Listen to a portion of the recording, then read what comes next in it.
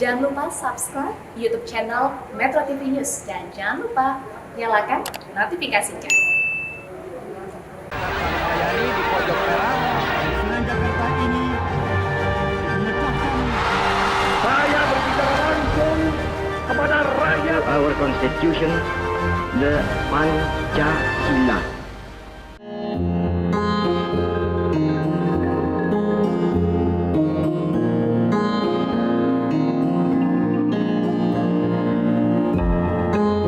Pak Joko, apa kabar? baik-baik, Sehat? sehat, bisa jalan ya. Usia sekarang berapa? Sudah 84 tahun.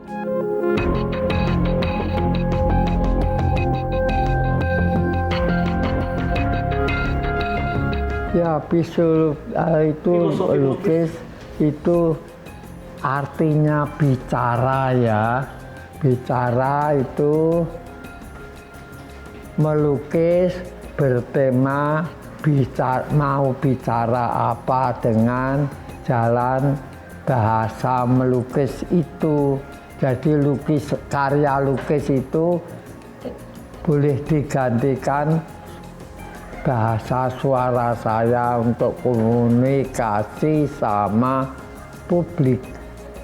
Mau bicara apa, komunikasi dengan publik itu dengan melukis itu.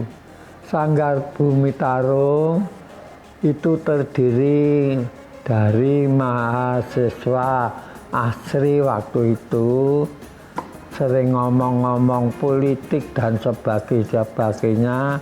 Akhirnya apa maunya seni lukis ini, gunanya apa, gitulah. Akhirnya kita condong berkiblat ke kaum tani dan kaum buruh.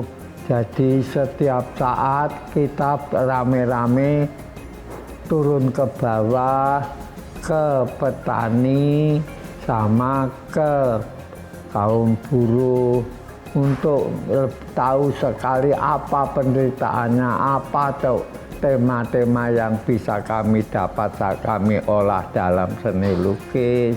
Itu selalu dibicarakan setiap saat. Karena kami itu kebanyakan condong ke petani dan buruh, maka dari Partai PKI saat itu condong untuk bergabung dalam Partai PKI, diangkat jadi Lekra. Lekra itu lembaga kebudayaan rakyat, sehingga waktu itu Bung Karno, presiden pertama, itu menganjurkan tiap partai punya lembaga kebudayaan. Nah, lembaga kebudayaan PKI cocok ke organisasi Lekra.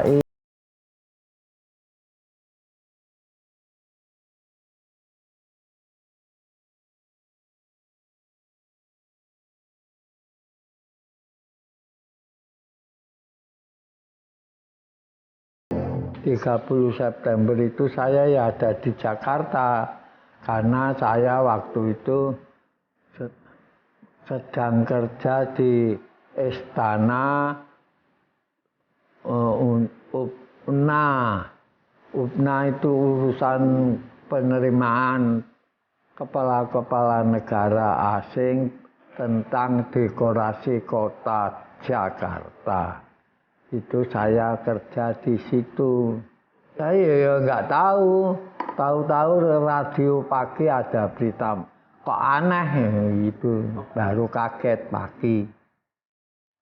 Ya karena tempat saya itu dijaga tentara dan kami juga langsung keluar sebelumnya sembunyi-sembunyi akan digrebek, gitulah kira-kira. Akhirnya tertangkap di Jogja dan diperiksa polisi Jogja. saya dikatakan pelarian dari Jakarta. Dituduh sebagai pembunuhan para jenderal-jenderal itu ya terlalu jauh kan. Saya membantah begitu, saya tidak tahu menahu. Lantas ya tidak peduli hasil periksa itu, pokoknya dapat ditangkap, ditahan selama 7 tahun. Waktu ditahan di sana itu kampnya itu baru jadi di Beteng Perisjebrek Yogyakarta itu dikelilingi kawat berduri pakai setrum listrik dan sebagainya untuk nahan orang yang ribuan orang itu, laki dan perempuan ya cuma terpisah saja. Itu dikirim, makan dan minumnya itu cuma grontol atau butir-butir jagung direbus sampai lunak. Itu makannya itu 1 gelas tengah hari, 1 gelas lagi sore. Hanya itu tiap hari tanpa lauk, tanpa garam. Hanya yang meninggal karena sakit, kelaparan, dan juga ya tidak tahan di dalam tahanan itu menderita, tidak tahu keluar apa-apa, di luar kayak apa tidak tahu. Jadi menderita batin juga, banyak yang meninggal. Sampai sehari itu kadang-kadang 5 orang meninggal. Ya bebas itu setelah 7 tahun itu karena diperiksa lagi memang ya betul-betul seperti jawaban saya semula, tidak bersinggungan itu terlalu jauh. Itulah. Soekarno yang bantu.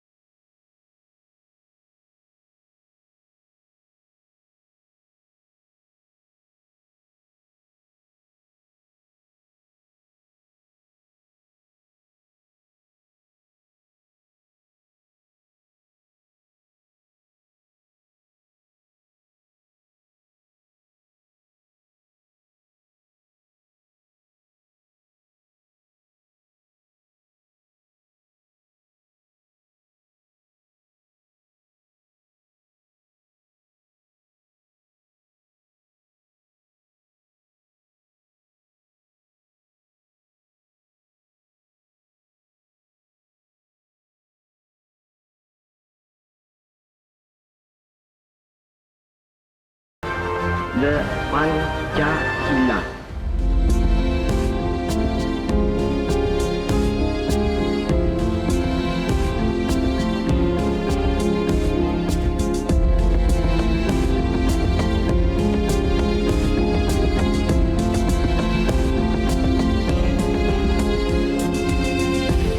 Iya, satu rumah itu kebetulan tidak makan, tidak punya duit. Pada saya penjahit itu di jalan raya, jalan besar. Jadi orang jualan makanan ya gorengan, ada gudeg itu ya banyak yang jual, ya ada beberapa orang yang bisa makan, membeli, dibawa pulang segala macam. Kami hanya nonton saja, tidak bisa makan tapi bisa nonton orang makan.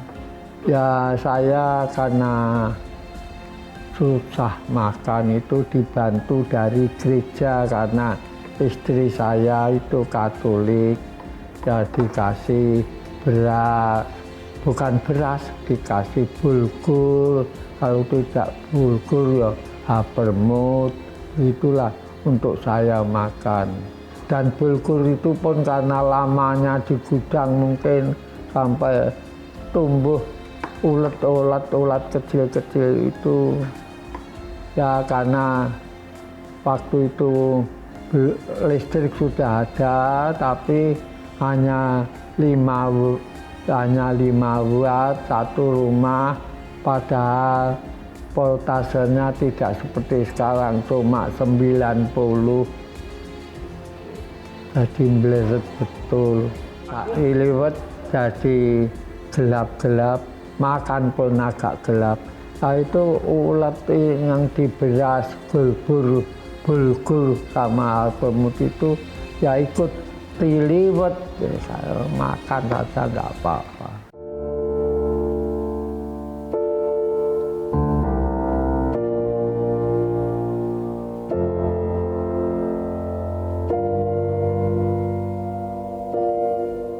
Ya karena keluar dari penjara, saya ini kesuwur sebagai ET, tahanan politik.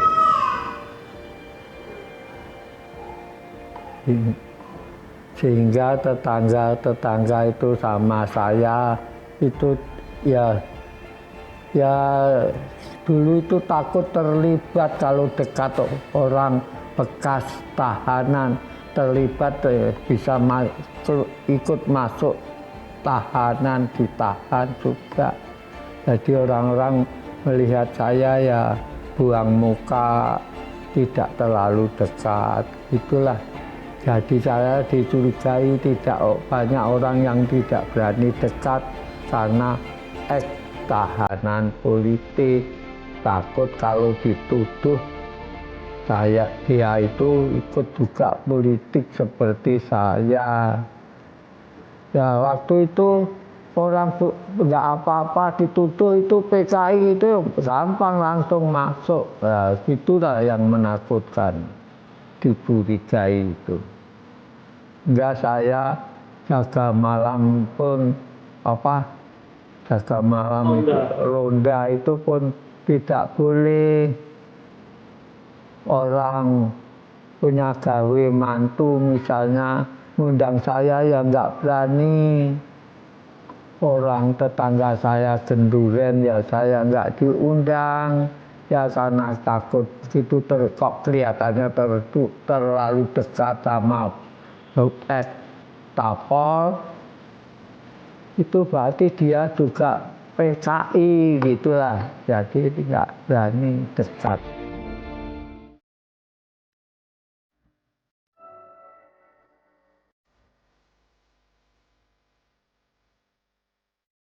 Saya punya tamu dari teman saya, wartawan, namanya lupa namanya. Dari keluaran dari tahanan Poloburu, namanya Amarjan. Bertamu tempat saya, tahu lukisan saya banyak sekali. Wartawan teman saya yang mendatangi saya itu ngomong, Joko Pekik kan pelukis, masa tidak bisa melukis yang bisa laku dijual, tidak bertema kerakyatan begitu. Duitnya kalau bisa jual lukisan kan lebih banyak ketimbang jahit. Saya waktu itu marah karena saya melukis kan harus kerakyatan, masa saya melukis harus yang enak-enak, bisa dijual, bisa dimakan. Lantas saya jawab, merah kuping saya mendengar kayak gitu. Saya jawab, Bung, tahu saya ini pelukis. Ibarat saya pelukis itu sudah kuda balap, harus dipelihara secara kuda balap untuk bisa bertempur setiap saat sampai mati pun. Kalau kuda balap ya jangan untuk ngandong tiap hari, harus kuda balap itu dipelihara secara kuda balap. Kalau untuk ngandong bisa rusak larinya. Itu karena duit, rusak larinya kuda. Itulah.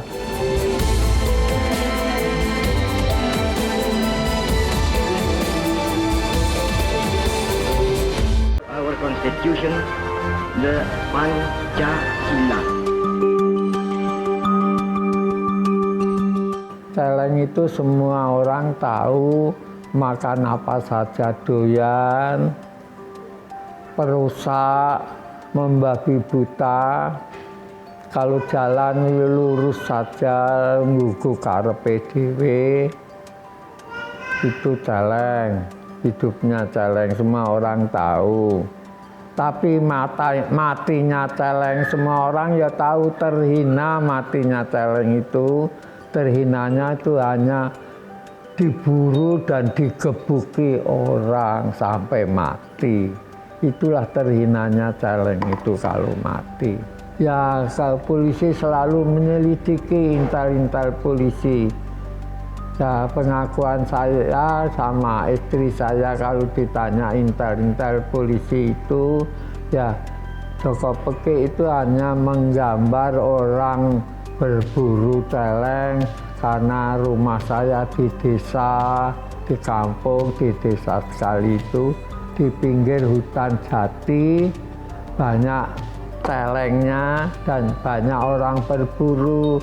Kalau dapat buruan celeng itu ya dipikul seperti itu.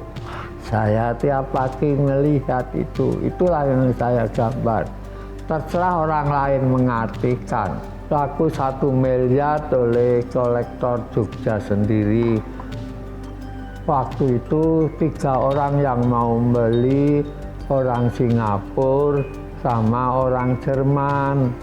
Sama-sama juga harganya, tapi saya pilih orang Jogja, masih bisa melihat sendiri di Jogja. Itulah. Kenapa 1 miliar?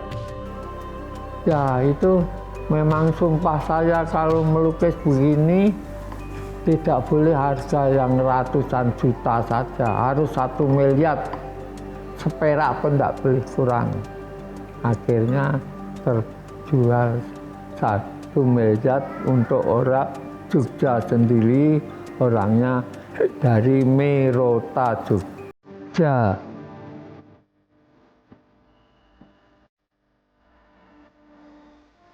Saya sudah umur 84 ini tetap melukis yang menyinggung soal kerakyatan, tetap menyinggung kerakyatan.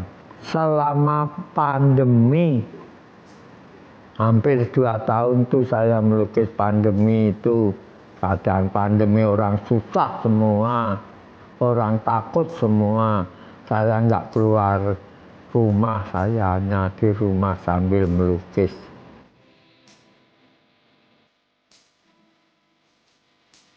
Ini waktu pandemi mengedarkan sembako.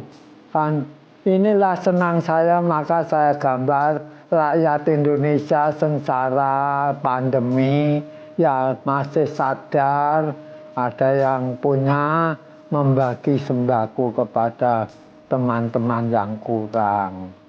Karena pandemi COVID-19 itu kan kurang, orang banyak nggak kerja, nggak punya duit, kelaparan seperti saya dulu. Kalau saya gambar tuh sering cepat ya, saya gini tuh 1 hari selesai. Ini dijual? Ya semua saya jual lah, saya untuk makan saya. Berapa kok ini, Pak? Ya kalau ini harganya ya miliar ya, 1 lukisan.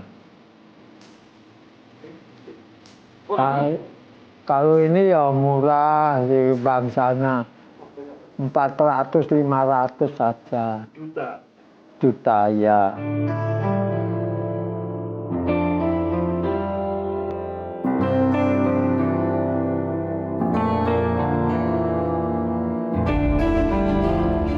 Cucu saya ada 19, dari anak 8 saat ini.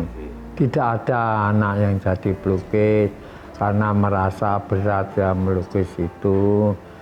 Banyak pelukis itu saya rasakan berat juga hidupnya. Ya biar sekolah biasa-biasa saja untuk bisa cari makan. Metro TV